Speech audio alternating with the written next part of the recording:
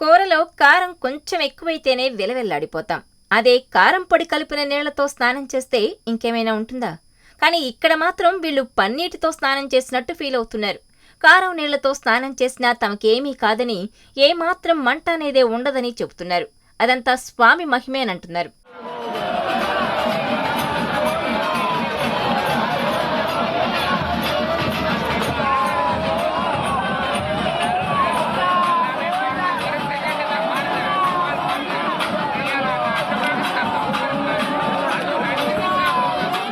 పుదుచ్చేరిలోని వర్ణముత్తు మారియమ్మన్ ఆలయంలో ఉన్న ఈ వింత ఆచారం చూస్తే ఒళ్ళు గగురు పొడుస్తుంది.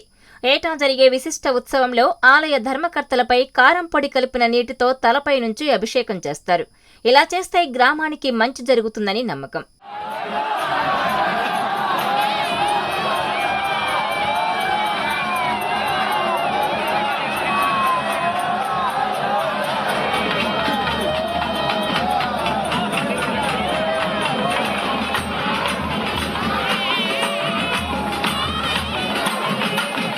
ప్రతి ఏటా కొనసాగే ఈ వింత ఆచారాన్ని చూడటానికి భక్తులు భారీగా తరలివస్తారు.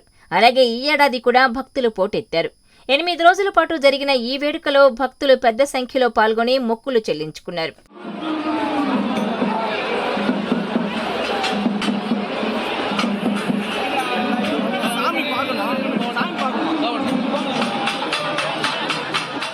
మరిన్ని వీడియోస్ కోసం ఛానల్ ని సబ్స్క్రైబ్ చేయండి. లేటెస్ట్ అప్డేట్స్ కోసం వాట్సాప్ ఛానల్ ని ఫాలో చేయండి. అండ్ లింక్ డిస్క్రిప్షన్ లో ఉంది.